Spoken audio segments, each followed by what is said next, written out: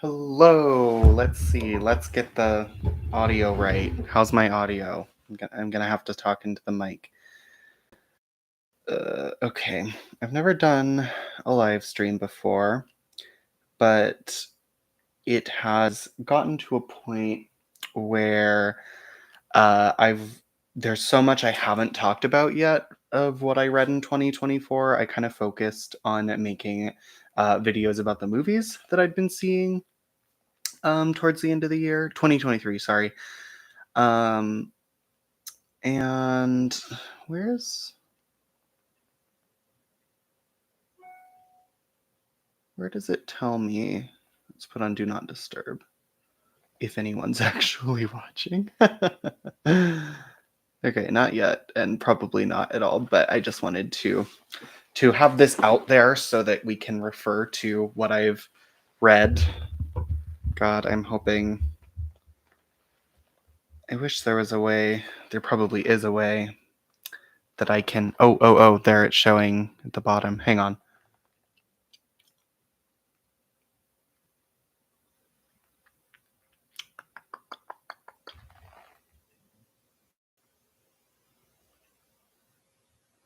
Oops, no.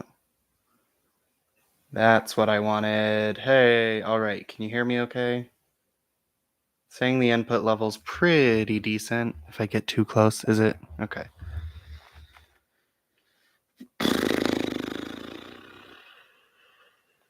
I just don't know how to check to make sure that my audio is good.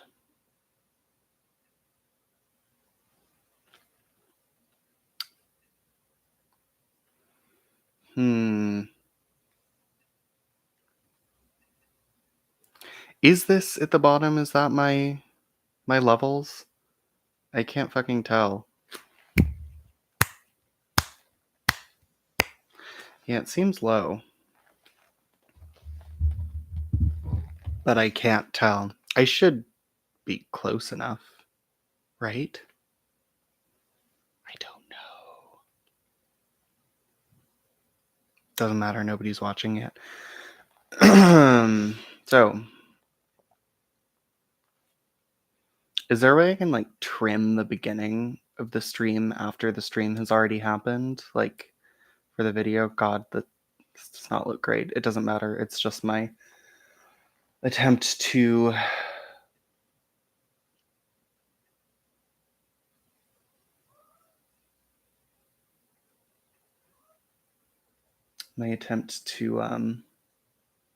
just fucking talk about all these books that I don't have access to this feature. What the fuck?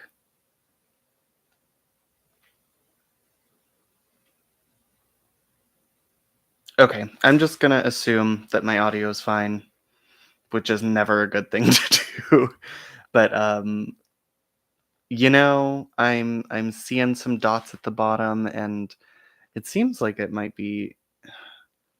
So when I go to like the actual input sound on the computer, like on Mac, the input level seems to be pretty good. It's high, and I'm really close to the mic, so I don't really know.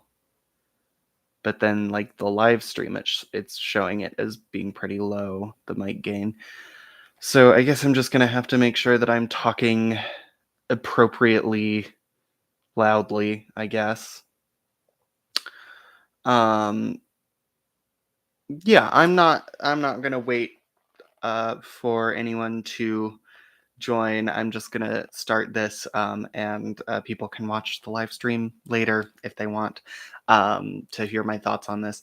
So actually, let me make sure that I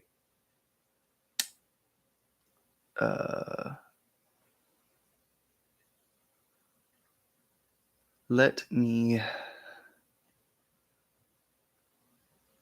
share the link on my Instagram just so people know that that this is happening. Okay, copy link. Then I'm just gonna send the link to myself. Yeah.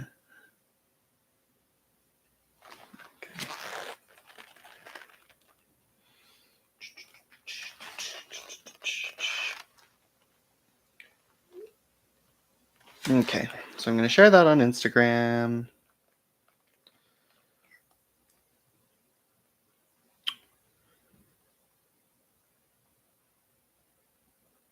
Uh, put it on my story, I guess.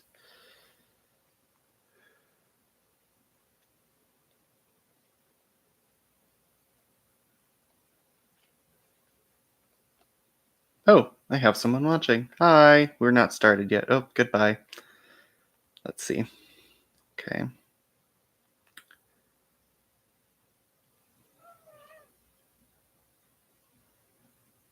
was I doing? What was I fucking doing? Right. Sorry, I'm having to deal with a lot real quick. And then we'll get into it.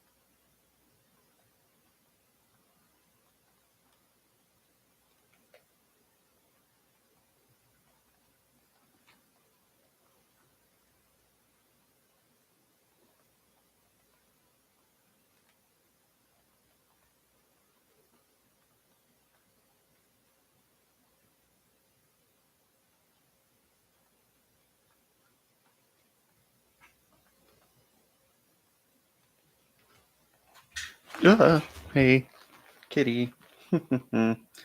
Ah, whoa. Accidentally turned on voice text. Okay. How do I fucking copy? I need to paste. Why will phone not let me paste? There we go.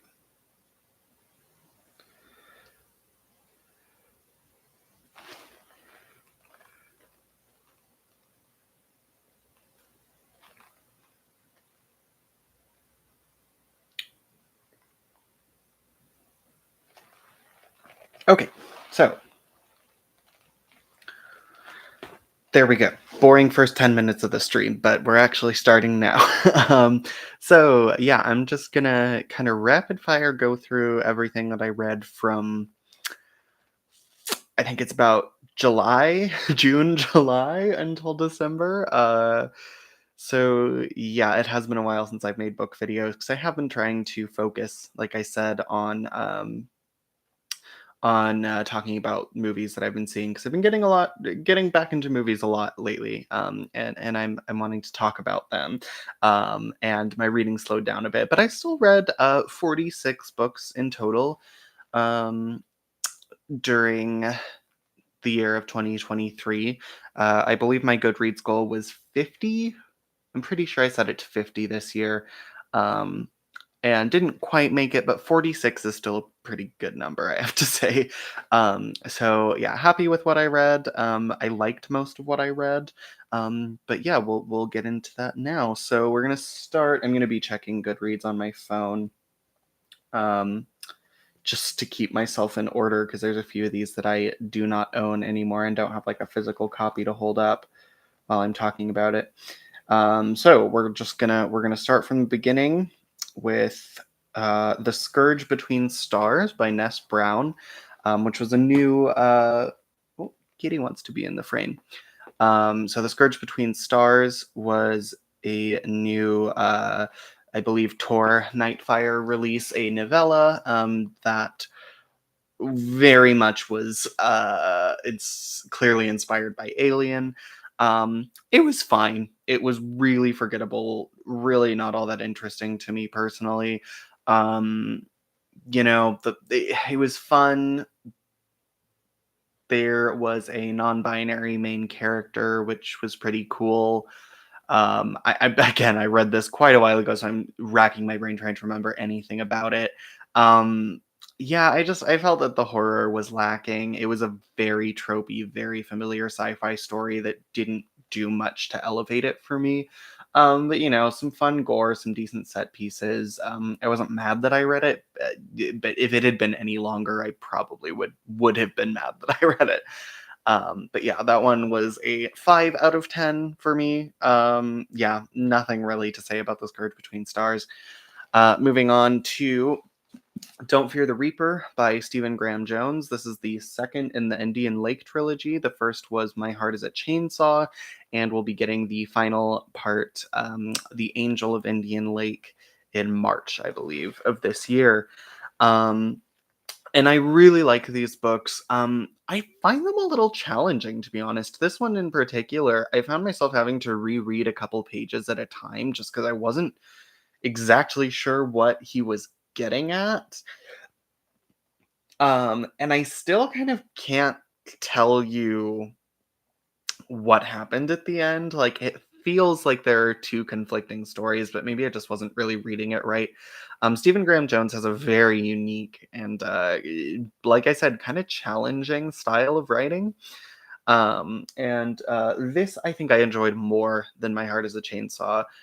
It was more of a straight up horror the entire time. My Heart is a Chainsaw kind of makes you wait for a long time before any actual horror set pieces kick in, whereas this actually has a slasher that's happening the entire time. There's a serial killer loose in the town, and it's got a big snowstorm has blown in and frozen everyone in, and really atmospheric. I liked following Jade as a character again. I think she's a really good character. Um, yeah, his writing is really strong. There were some great horror set pieces, some great kills in here. One particular thing that I like is that each chapter is named after a horror film, like a slasher film. So we have, one chapter is Friday the 13th here, and in each of those chapters, which is every chapter, I think, there is a kill that's taken from the movie, of the chapter. So it's kind of fun, being a slasher fan and putting it all together and being like, oh yeah, I've seen this, I've seen that, and I remember that scene in that film. So I had a lot of fun with it. It took me a little bit to get through. I'm very much looking forward to the third book. I don't think I've read anything from him that comes close to The Only Good Indians. That's easily his best work, I think. But this was really strong. I can really tell that he cares about this series and about this character. And yeah, it's really, really good. Enjoyed it a lot. That's Don't Fear the Reaper. Gosh, I have nowhere to put. Oh, why is my story still uploading? Just fucking.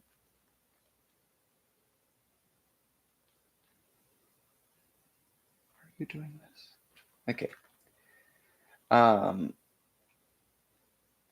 Next is another 2023 release, which I'll talk about more and kind of planning on doing a ranking of.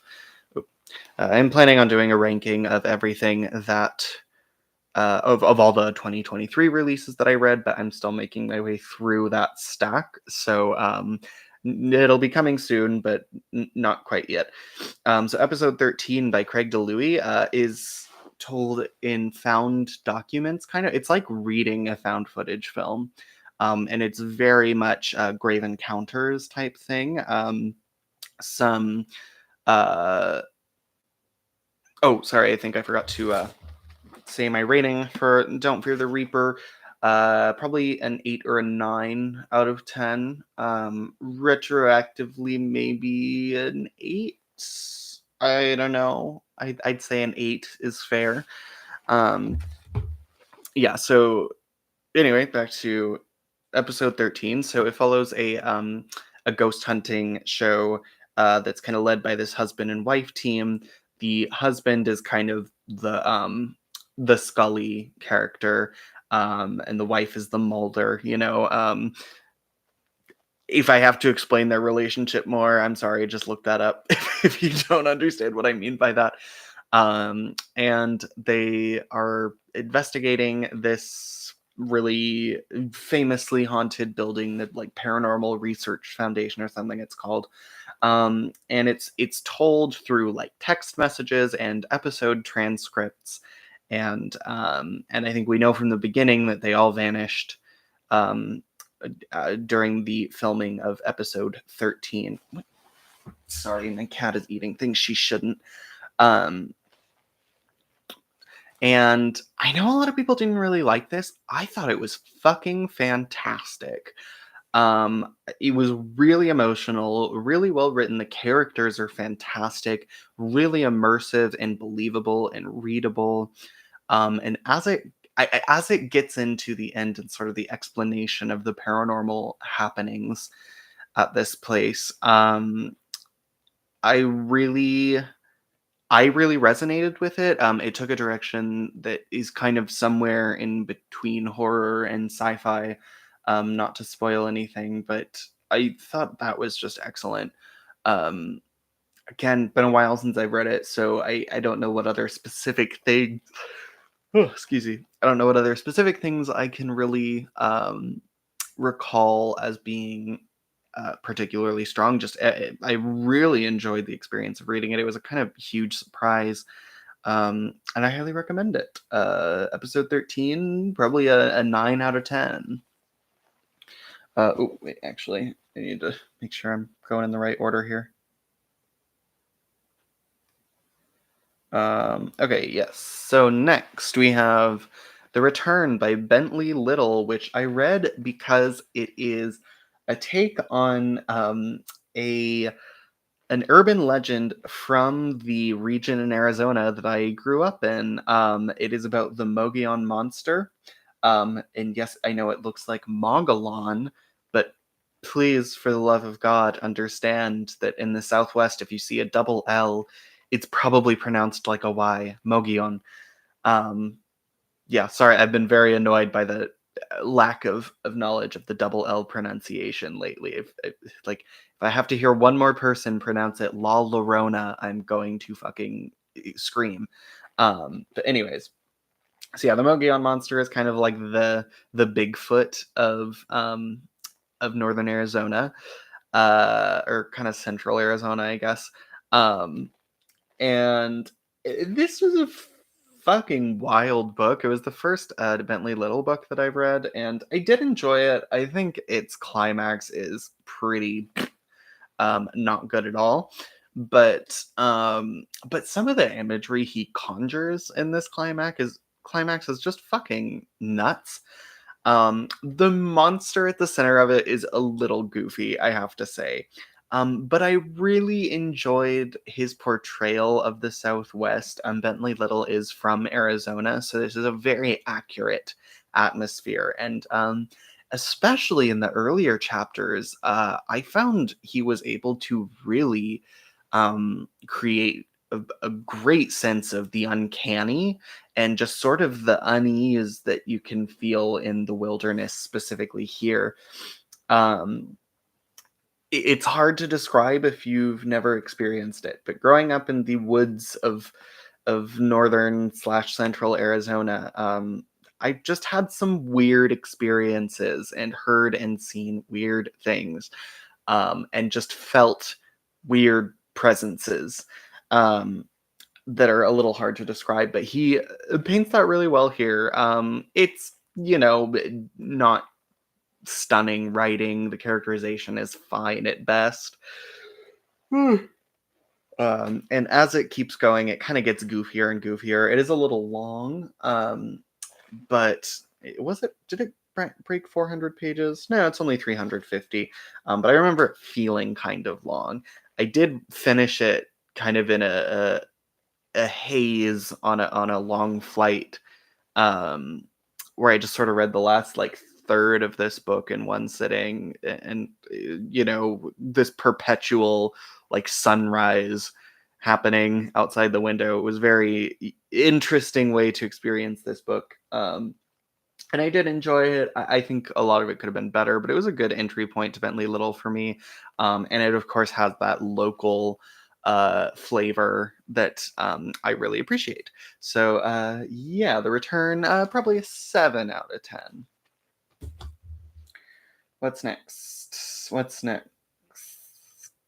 I did finish Night Show after that, but I've already talked about Night Show. I've already talked about Island, talked about Exquisite Corpse, and Tell Me I'm Worthless. So next is She Wakes by Jack Ketchum. And this might be the only book that I have 3 copies of. So here's my leisure. This is the my most recent acquisition of She Wakes, which is the Cemetery Dance hardcover, that is signed somewhere. Where's the signature page? There it is. Yes, a limited to 1,000 copies and signed by Jack Ketchum. Very thrilled to have this. And then I also have the original printing of it in paperback, which I love this cover. I guess it changes the ending. Or he changed the ending for the Cemetery Dance, and then the Leisure edition, or maybe the Leisure came first. I don't really remember. But yes, so 3 copies of She Wakes here. I did read the Leisure edition, so I got the better ending. And one other thing that he changes from the original, which was actually something that they made him change for the original publication, is there's a character named Eduardo who we meet in there's a bar that the characters frequent, um, and it's owned by this woman who's an old friend of one of the characters.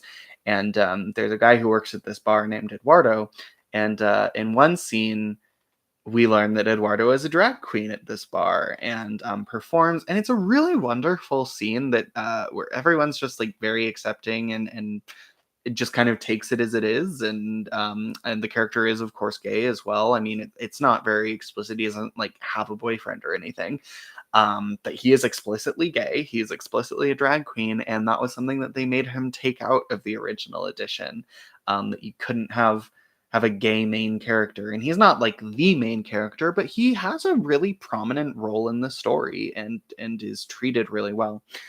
So thank you to Jack Ketchum. I mean, I know you've passed, but thanks for bringing that back and telling the story as you originally wrote it. Uh, the character was based on a real person that Jack Ketchum knew in Greece.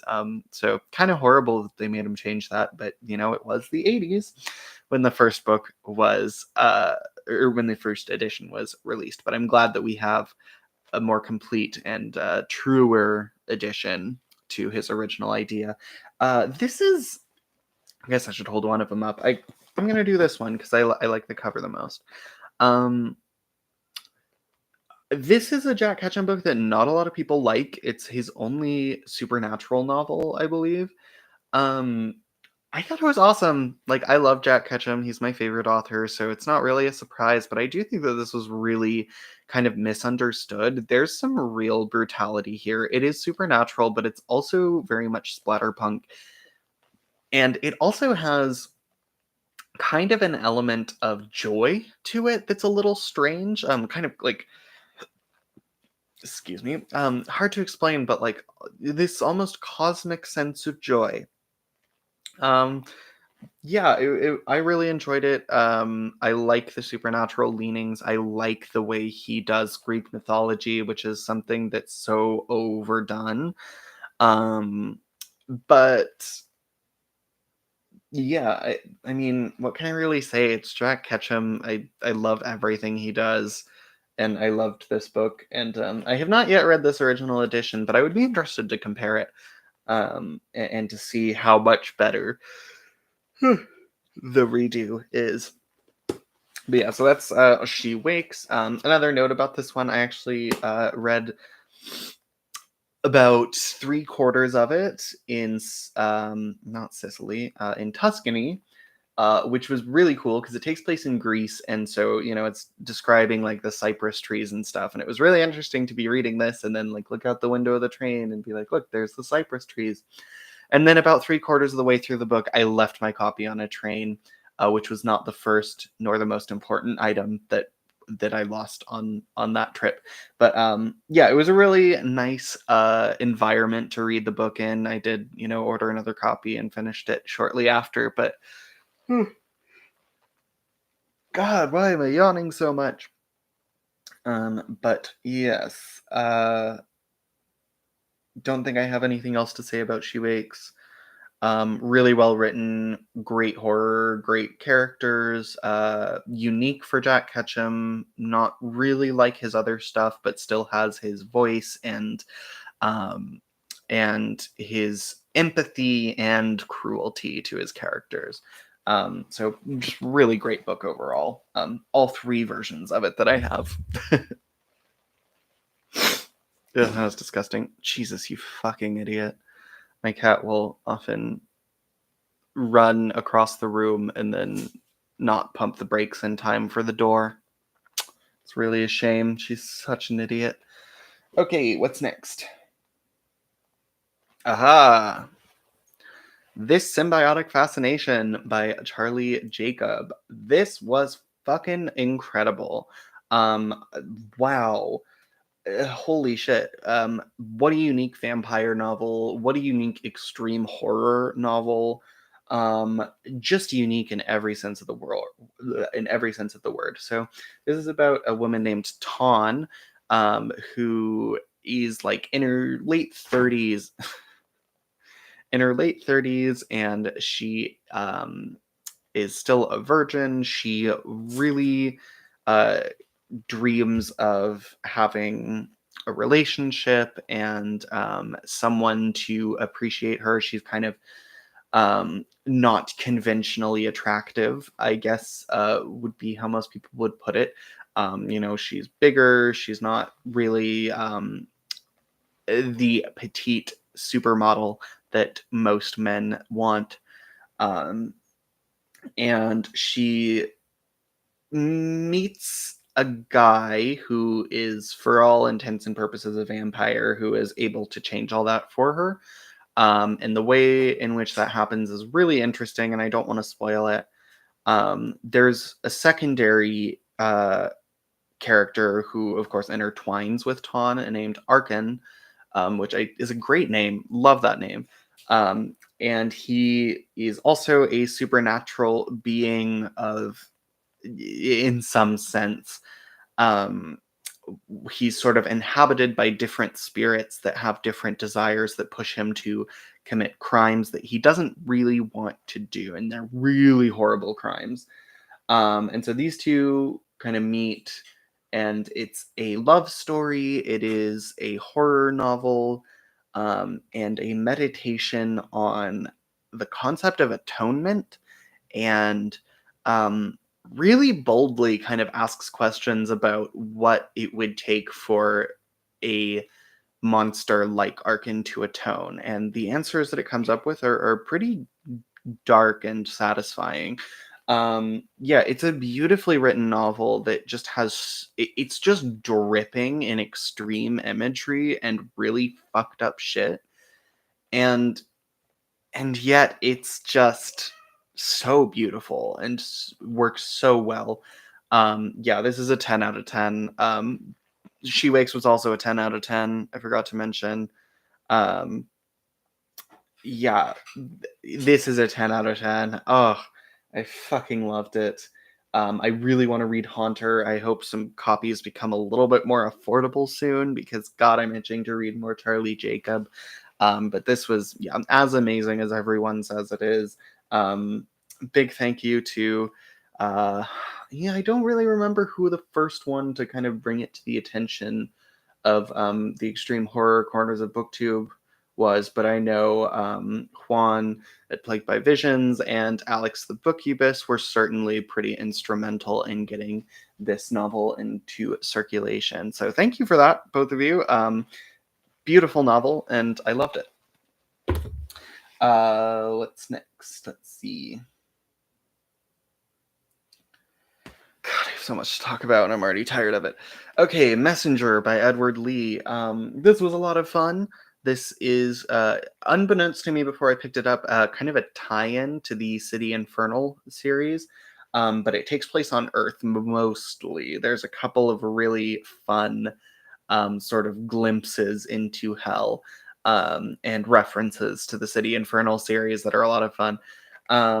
This is the first instance of post office horror I think I've read. Essentially, it is about the devil's messenger um, who is possessing male men to commit mass murder. And it was honestly kind of shocking and scary at points, especially just, with the specter of gun violence looming over us here in the US. There are some like mass murder sequences involving guns as well that are really really get to me. Um, I liked how it tied in with City Infernal. It's like just enough, not too much. It still tells its own story, um, and it was just a lot of fun. I keep saying. I mean, Edward Lee is my go-to fun author, and I really enjoyed Messenger. It's not like his best work. It's not amazing. It is very violent, and there's some really disgusting and disturbing things that happen in it. Um, a really great description of like a demon sex grotto and hell that was pretty cool. Yeah, I mean, the details are kind of slipping my mind, but I really enjoyed this. Edward Lee can write some fun characters and some really bizarre, dreamlike horror set pieces, and so I was very satisfied. 8 out of 10.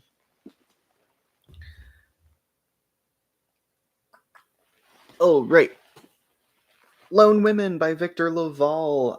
This was the first time I've read one of Victor Laval's books, and I really loved this. Um, Again, a sort of horror western uh, that is about a black woman named Adelaide. Isn't that her name? Yes, it is. Okay, Adelaide. For a second, I was like, is that her name? Who, at the very beginning of the book, her parents are dead in their bed, and she is kind of mournfully burning down their house. And so it kind of, you get this sense of like it was a long time coming. It was something has happened that she was maybe expecting. And she flees, she sets the house on fire, she flees and carries nothing with her but a big, heavy trunk. Um, and so there's this mystery element of what is in the trunk, which is handled in a very satisfying way. This novel is both dark and emotional, but joyful and adventurous. It's really wonderful. A really heartfelt and heartwarming story, really, about women kind of striking out on their own in what I don't remember exactly the year that it takes place, 1915. Um, and basically, what was happening at this time was in I think Montana and other such states, um, they were giving away land to people, basically, and saying if you can, make a farm, if you can make a successful farm happen here, you get to stay there. Um, so so yes, this woman kind of strikes out on her own, um, and I discovered reading this that I really kind of vibe with this time period, this aesthetic, and this atmosphere. Um, something about the wide open spaces, and I know that it's steeped in a dark history, and this book doesn't ignore that. But it's not so much about that either. It is kind of just, it's a story that's worth telling. Um, that kind of, not everything can be about the darker side of this. And I think that adventurous spirit of people like this who were striking out on their own for the first time and sometimes being successful is really inspiring, really great. Loved it. 9 out of 10. Okay, next we have The Exorcist by William Peter Blatty, which I loved.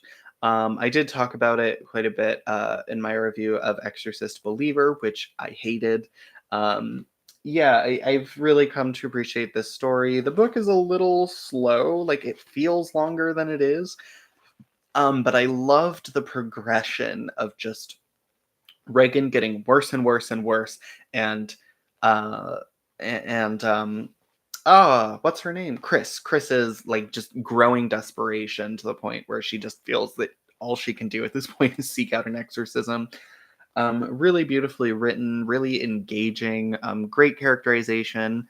What can I say about The Exorcist? It's a masterpiece. It's great. Fuck William Peter Blatty, but fuck, he wrote a great book. 10 out of 10. Yeah, loved it. Sorry, I keep having to wipe snot away. It's really disgusting, isn't it? All right. The Cipher by Kathy Koja. Certainly one that was on my list for a long time. One of the OG splatter cunts, as they're affectionately called in an anthology that I've read. The women of splatterpunk and Kathy Koja. I've only read one other short story from her, and then The Cipher. And I wish I could say I loved it. I didn't though. I didn't dislike it. It was a little too um I don't know what the word is. A little too vague for my taste. Her writing is really interesting, uh and very unique and weird. Oh, God. Excuse me. This is why I don't like live streaming, because I don't like to I like to cut out all the breaths and yawns and stuff in what I'm talking about. Um so this is just a really weird story about these two people who are like in the art scene, and they find a hole. They find a hole, and any hole is a goal, and the hole is the hole, and we all want to live above the hole. And fuck, what was the other line? Damn it. Whatever. If you got that Veep reference, I like you. Um, we don't want to fall down the hole. And the hole is just like it does weird things. You put things in the hole, and weird things happen to the things that you put in the hole. And that's kind of it. Like, I can tell that there's something she's going for here under the surface. I just don't know if I picked up on much of it. And I did find it kind of a frustrating, slow read that was ultimately kind of unsatisfying. Um, it's pretty unique. The atmosphere really sticks with me, and I want to maybe revisit it in the future. We're not I'm not really sure. Yeah, I don't know what to think about this book. I think I might just be too stupid for it. Um, but yeah, some interesting body horror stuff happens in here, some weird sex stuff. I think just the characters being just so out there, and pretty impossible to relate to. Um, I mean, a major theme of the book is the cipher, I think, is referring to this main character who's incredibly passive and just not a very engaging person to read from the perspective of. And I think that was my big issue with just getting into this book. Um, it's strange, it's unforgettable, it's extremely well written, it's frustrating. I didn't come away feeling amazed, but yeah, it kind of rattled my brain. I liked it more than I don't like it. But for now, I'm gonna go with a 6 out of 10. Uh, and we'll see. Maybe I'll revisit it one day. It was a weird one. Okay. Last Days by Brian Evanson. Fucking awesome. I loved this book. I really love Brian Evanson. Everything I've read from him so far has just blown me away. Um, just really good, uncanny, weird horror.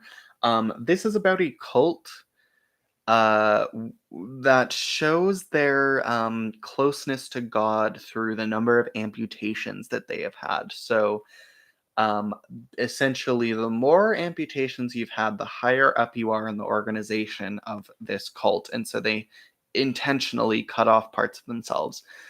Um, and there is a murder. Yes, there is a murder of one of the cult members, and um, this detective who has had his hand cut off in sort of an investigation gone wrong, I guess, um, is kidnapped by the cult, and they kind of tell him that he needs to find who uh, killed their leader, but he can't talk to any of the people who would know anything about it because he's not like because he doesn't have enough amputations. It's a really weird book. Really unsettling and disturbing. I know this made Juan's most disturbing books list. And yeah, I can see why. It's just so strange and strangely humorous.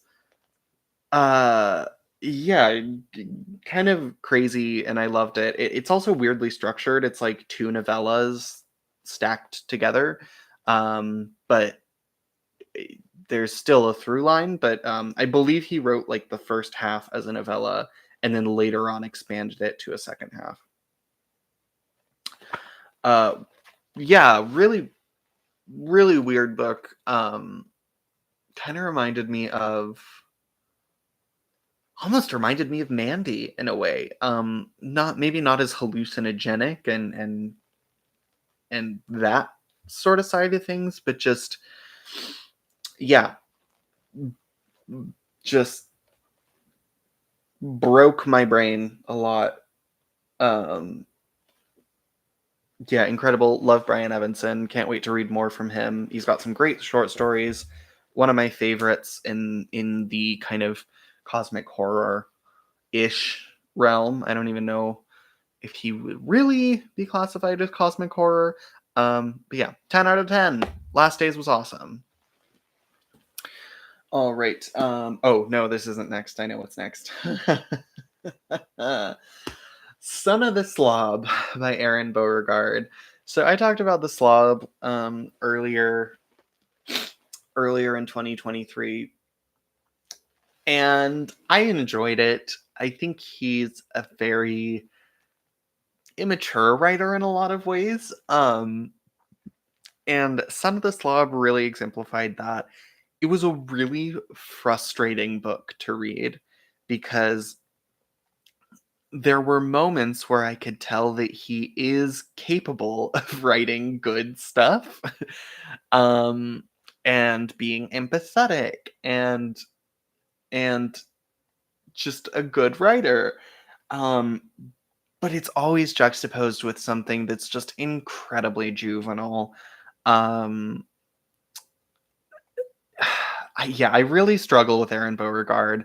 I want to like him more than I do. And I'm happy about his success. I want to be clear about that. And I don't really think the guy is like I don't think he's a bad guy. I've interacted with him briefly on Instagram and have nothing bad to say about him. Um, but yeah, just I think there are some things that he needs to put a little more thought in before he includes them in his books. And I don't want to spoil what those were, but just there are certain types of characters who are just very stereotyped in his work.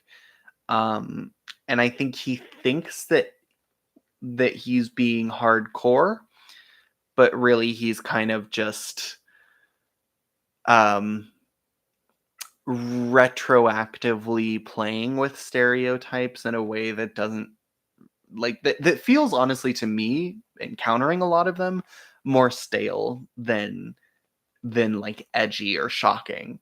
Um and yeah, I am talking about like gay characters. Um there is an inclusion of HIV in this book that kind of pissed me off. Um Partially because it was unclear, very unclear to me that this story was taking place in like the 90s. Um I know that it's explicitly mentioned in the first book, but nothing about that first book feels grounded in the 80s whatsoever. Like nothing about it screams 80s to me. Nothing about Son of the Slob screams 90s to me except for the characterization of certain minorities. And it honestly feels to me like the stories are set in that time specifically so that those stereotypes can be included, and not that they're included because of the time period that the story is set in, if that makes sense. um I'm not trying to be like cancel Aaron Beauregard. Like I said, I don't think he's a bad guy. I don't think he's doing anything like that intentionally.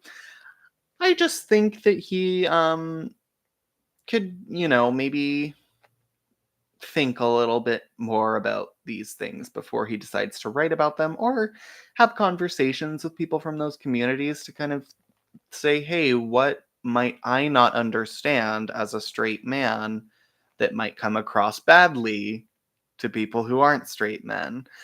And I personally don't think that that's like asking a lot. I think that that's kind of the bare minimum. If you're going to write a historical fiction novel, you're going to do research about that time period. If you're not gay and have never talked to a gay person, I don't think you're going to write a very compelling or realistic gay character that doesn't avoid stereotypes. And it's kind of lazy, I think. And I feel, why wouldn't you take the steps to make your book better?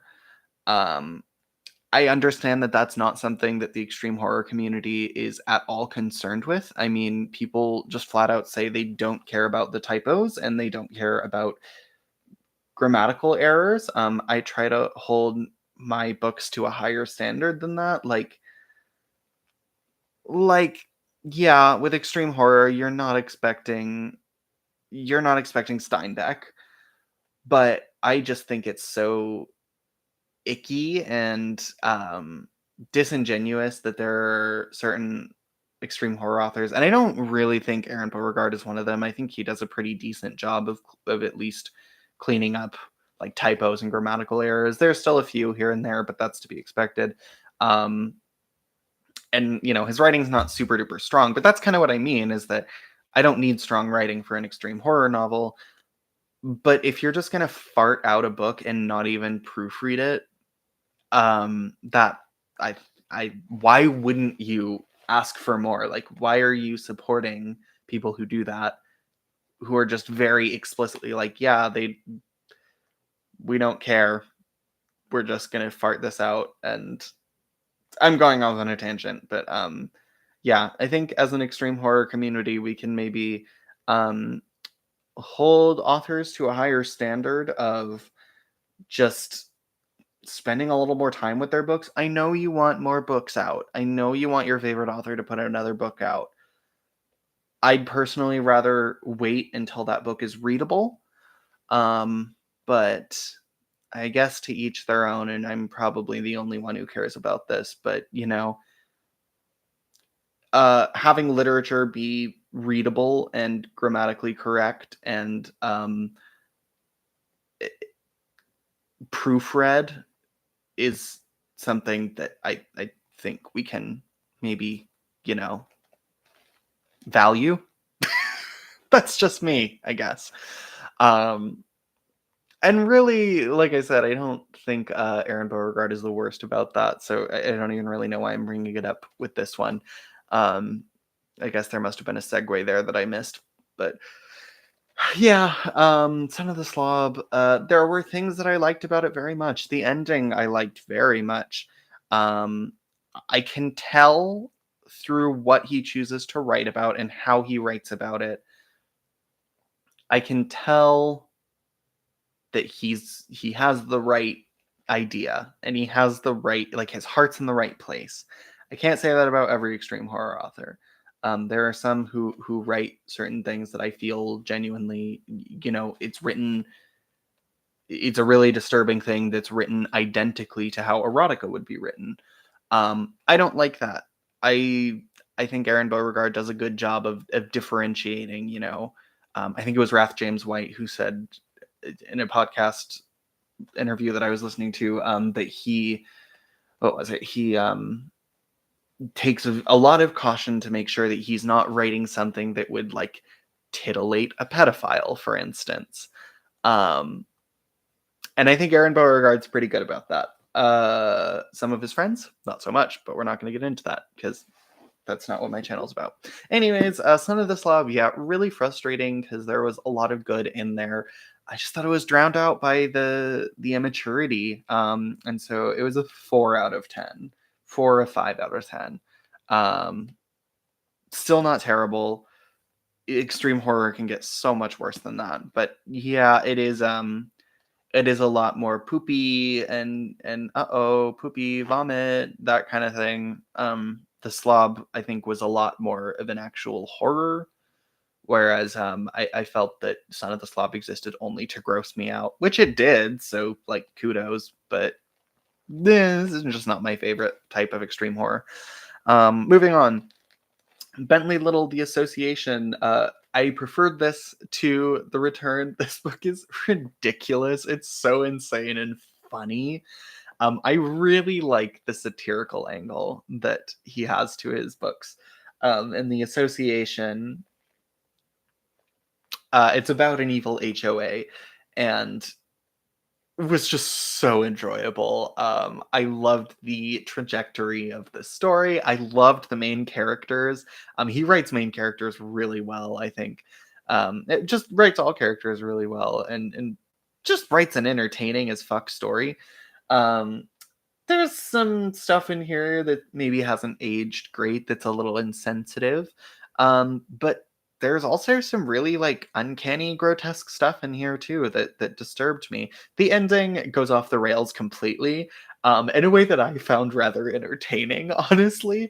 I thought it was very funny. I thought it was very clear that he was poking fun at something that really bothered him. Like, it's clear that HOAs are a pet peeve of Bentley Little's. And it was just really fun to read. Like, clearly was writing it with a sneer. Yeah, really enjoyed this one. I highly recommend it. Um, yeah, 8 out of 10. Not much more I could say. I think we might have some more. Oh, okay. One that I don't have yet because I'm waiting to get the new edition, the whatever it's called, the definitive edition of Survivor by J.F. Gonzalez. Um, Loved it. It's such a weird book. It's like when I read The Cellar for the first time, or like The Woods Are Dark, uh, where I was just kind of in awe that someone could be as bad of a writer as this while still writing such a great book. The writing in Survivor is terrible. I'm sorry. It's really, like, the grasp of the English language is just not good. It was really frustrating me at first. I was like, God, I'm not going to be able to get into this. But the fucking story that he tells is utterly unique, genuinely disturbing, genuinely fucked me up. Um, Also hilarious the further it goes along. There's one character that's introduced towards the end that was just so funny and made me really want to see a film adaptation of this. Um, as a horror, it really doesn't it keeps a lot of the horror off page, or at least not in the moment. There's one particular moment that's sort of retroactively explains something that happens in more detail than I needed. It was really kind of disturbing and made me sick. Um, the main character, this everyone talks about the fact that this book is all about what would you do to survive and how far would you go to survive. And I won't say anything more than that because when people said that about this book, I didn't think they meant it in that way. And so the second half of the book is just a blindside that I had no idea where it was going to go. Maybe that's because it's not a good book. Maybe it's because it's awesome. I don't know. Yeah, really kind of insane. Like, I loved Survivor in spite of it being really poorly written. And it wasn't even because it was poorly written. It's not like Layman, where I'm kind of like chuckling at immature um his immature writing style. It was like I am actually loving this story in spite of how badly you're telling it, but only in terms of like word choice and grammar and um kind of lack of vocabulary, I guess. Um, Maybe not. I mean, not lack of vocabulary, but it does have a pretty limited vocabulary. It's not the artsiest written thing, and it doesn't need to be. It's not trying to be. But I didn't care for the writing. I just loved the story. I loved the framing and how it was told. Um, despite Despite not being a well-written book, it was a 10 out of 10 for me. I just fucking loved it. It kinda haunted me in a way. It was hilarious, it was disturbing, it was really insane. And I think a good classic of extreme horror, that is really shows what it's all about and what it can do, when you have someone whose heart is in the right place again. And I really think that about that book. His heart's in the right place. His English, uh, well, not English, but his prose needed some work, I have to say. What's next? Okay, I'm not going to talk about it long because I reread Gone to See the Riverman by Christopher Triana. I still really loved it on a second read. Not quite as scary, but it still like succeeded in pulling me into this really dark headspace, and I'm really impressed with how the taboo subject matter is handled in this. Really excellent, 10 out of 10. And I read that so that I could refresh myself before Along the River of Flesh, the surprise sequel, which was good but not nearly as good as the first one. It really just kind of replays a lot of the same beats, just with some more characters. Again, we just kind of get some dark backstories as these people are along the river on their way to see the Riverman. There's a very predictable twist. Um, yeah, it was. I mean, it was enjoyable. There were some really interesting set pieces. Um, It's only like 20 pages longer than the first book, but it felt very much longer. I think I did get the signed edition, didn't I? I did. So my copy's signed, which is cool. Um, yeah, it just wasn't as good as the first book, frankly. But there's still some really good stuff here. I enjoyed reading it. I enjoyed being immersed in this world again. I found Edmund, the serial killer, a lot more of an interesting character in this one because we're seeing more of him. He's like actually one of the main characters we're following. And yeah, I think I would like to see the first film. the first book adapted to film. And you know what?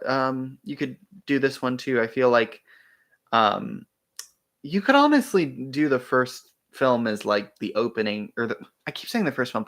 You could do the first book as almost like an opening act of the film, and then this could be like acts 2 and 3. I think that could possibly work in a sense. I don't know. I think it is ripe for the big screen though. Uh, yeah, there's some ways that you could take some artistic liberties that would make this book. Good God, what's wrong with me? That could make a film of this book very interesting. Yeah, enjoyed it. I really like the cover of this one too. I like how it meshes with the first one. 7 out of 10. Why not? I did enjoy it. It's a little bit higher than a 6, but it's a low 7. Oops, that's my wrong stack. Let's make sure that stack isn't going to fall over anytime soon. Okay, I'm not going to talk about this one too much. Excuse me. I'm not going to talk about this one too much because it will be in an upcoming video, but All Hallows Eve by Richard Lehman, which he wrote before any of his other published novels, but it was published when all he had was already out from Headline, and they were like, we need you to give us another book. Do you have anything laying around? So he gave them this. I don't think changed a word of it. And oh boy, does it read as an early work. This was awful. I'm sorry. I didn't like anything about this. There is some funny imagery towards the end with some people in gorilla costumes for no reason whatsoever. But yeah, worst Richard Lehman novel I've read. I just fucking couldn't. I hated it so much. 2 out of 10. We'll talk about it more later. I'm actually going to skip through the next few because they will be in my 2023 releases video. I was trying to marathon them all before the end of the year, and I just couldn't get through all of them. Rebecca by Daphne du Maurier, my namesake, part of my namesake, my last namesake. Loved Rebecca. I mean, what can you say? It's beautifully written. It's really easy to read nowadays still. Just a very easy story to get invested in. I also watched and have somewhere here. Yeah. Almost. There we go. The Alfred Hitchcock adaptation of it, which I quite enjoyed. It's a little old. Like this was 1940, which the 30s and 40s are the time period of film that I have the hardest time with. But I actually really enjoyed this. I think partially because I already knew the book and it follows the book so well. But yeah, it was a great film that I enjoyed very, very much. And a great novel that I enjoyed very much. I don't know what else I can really say. Like, it was just one of those, yeah, I need to cross this off my list. I did. I loved it. 10 out of 10. Nothing else to say about Rebecca. Oh, no, that was one of the other ones that I'm not going to talk about today. A DNF, Morbid Curiosity by Deborah LeBlanc. This was a buddy read with Alex the Bookibus, who read it a lot faster than I did because I was not really into it. And she has a lot more time to read than I do. So thanks for buddy reading with me, Alex. I'm sorry I was such a terrible buddy reader. I got halfway through. By this point, she'd already finished it and kind of said she wasn't huge on it either. So yeah, it just didn't work for me. I didn't get into it at all. I did get halfway through. I pushed myself that far, but it was just goofy and not scary at all. Yeah, not for me. I would be willing to check out another one of her books because I didn't think I thought her writing was pretty decent, but the story is just bleh, not for me. Not gonna rate that one because I DNF'd it.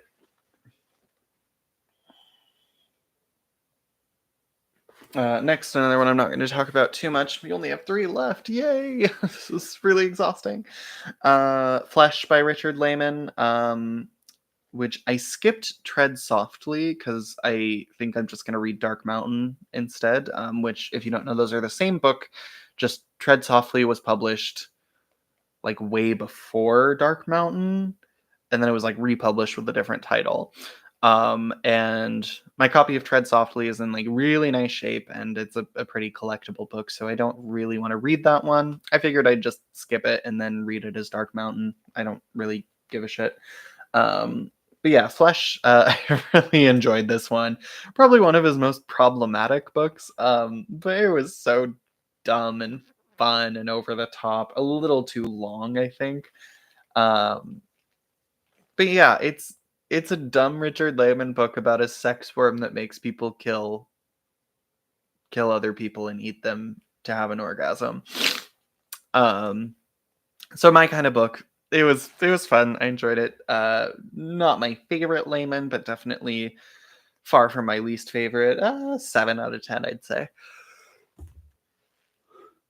Okay, we're almost there. Next, we have All Smiles Until I Return, which is actually the last book that I finished before the end of 2023. And this is also by Aaron Beauregard. This is a very short novella. And I remembered him mentioning this in an interview he did on a podcast, as like one of his favorites that he's written, I think. And I have to agree, Aaron. I think this is absolutely your best book that I've read. This is like an afterlife odyssey kind of thing.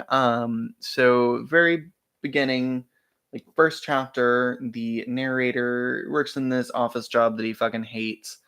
And one of his coworkers brings a gun and kills some people at work, and they all end up together in the afterlife. And I'm not going to talk too much about what that afterlife entails, but I think it was very creative and very disturbing and interesting, and I really enjoyed this book. Is it perfect? No. It's still, Aaron Beauregard's not the strongest writer in terms of like prose and stuff like that. And relative to other stuff that I read, of course. And in the extreme horror world, he's a pretty darn great writer, I think. But yeah, I found this really creepy and unsettling and gross. There are some, shock for shock's sake scenes, but yeah, it was just weird and felt like him letting his creativity run amok. And in my opinion, it paid off. And this is a really, really interesting little novella, that I would actually recommend. It is extreme horror still. There's some fucked up stuff in it. Um, but yes, uh, yeah, kind of got me on like an afterlife kick. So I watched Enter the Void recently. Um, I don't know. I mean, I think I'd prefer the afterlife presented in Enter the Void to this one, but yeah, and I really love this cover. Isn't that fucking cool? Yeah. So yeah, All Smiles Until I Return. In my opinion, of the 3 Aaron Beauregard books that I've read thus far, it is my favorite. I've toyed with the idea of doing a video called like I read every Aaron Beauregard book, so you don't have to. Um, he's one that just consistently interests me, even when I'm not loving his stuff. Just I am fascinated, and I'm especially fascinated by just how much he's blown up. I mean, 6 months ago, I couldn't, like, Aaron Beauregard was not a name that would register with any of my coworkers, anyone I knew. And then now I have people like coming to me and being like, you read this Aaron Beauregard guy? Like people that don't read. It's fucking crazy. Um, yeah, I'm a little surprised that he's as popular as he is, because like I wouldn't think there would be that many people out there willing to put themselves through his books. I think Playground, that is the linchpin. And from what I've heard, it's actually not all that extreme compared to his other stuff. So yeah, when I'm at work and people are asking for Aaron Beauregard, or like, it's happened many times that like young women have just been like scanning his books, and I usually am like, have you read him before? And to my surprise, they're always like, "Oh yeah, I love him." So weird, so interesting. I'm happy for him. It's great that this kind of shit is getting popular. I mean, this isn't one of his more popular titles, but it should be. 8 out of 10. Okay, finally, we're done. And this is another one that'll be in my 2023 release wrap up video. But I finished this fairly recently. Vampires of El Norte by Isabel Cañas. Isabel Cañas, probably.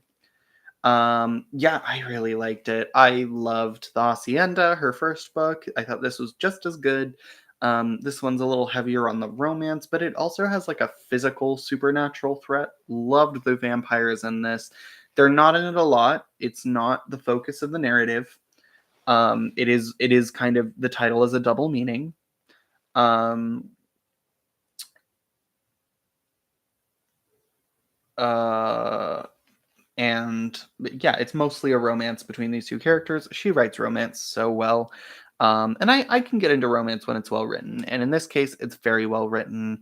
It's well researched. There's a lovely atmosphere. Yeah, I found it just very readable, steamy at times, romantic, and satisfying in the way it wraps up. Yeah, all in all, not many complaints about this one. I think I may have liked it a little bit more than the Hacienda. The Hacienda. I don't know. Ugh, fuck. It's a hard word to pronounce. Also enjoyed it just because El Norte is the part of the world that I live in. So yeah, again, it was a nice bit of like local flavor. I think this takes place in Texas, but Tucson is still technically El Norte, because it is the north of Mexico, of course, at least at this time. It takes place during the Mexican-American War. So the vampires are both the vampires in the novel and also the Americans trying to take over their land. So yeah, there's a really easy struggle to get behind here. Uh, Characters that are easy to care about, fun supernatural elements. Yeah, I think she's just great, and I don't get why people don't tend to like her books. Maybe it's just the focus on romance, but you know what? I'm totally here for her horror romances. Um, I mean, she's doing a great job so far, so can't wait to read whatever she writes next. She'll always be an instant buy for me. And yes, gorgeous cover. We'll talk more about it in my 2023 ranking of new releases, but that is it. 8 out of 10 for Vampires of El Norte, and we're done. Was everything I read, and there wasn't a single viewer the entire time. Isn't that nice? I hope the audio worked out. It would be a shame if I had to take down this hour-long video because the audio is fucked. But anyways, that is it. That's everything I read in 2024. I've talked about all of it on the channel now, except for the stuff that's going to be in the 2023 ranking video that I just didn't want to talk about today. But other than that, thank you if you choose to watch later. I didn't really expect anyone to tune in for the live, so I'm not disappointed. I just wanted to have something out there, even if it was just an unedited ramble about all this stuff. Hope you're reading something interesting. I am almost done with Poor Things by Alistair Gray, and I will be talking about that book in an upcoming, or I will be talking about the movie. God, I cannot cannot get movie and book straight today. Dear God. But I will be talking about the film in an upcoming video. Thank you again for watching, and I'll see you next time. I am Carmilla Dumouriez, the composer next door, even when I'm out of drag, and I'll see you next time.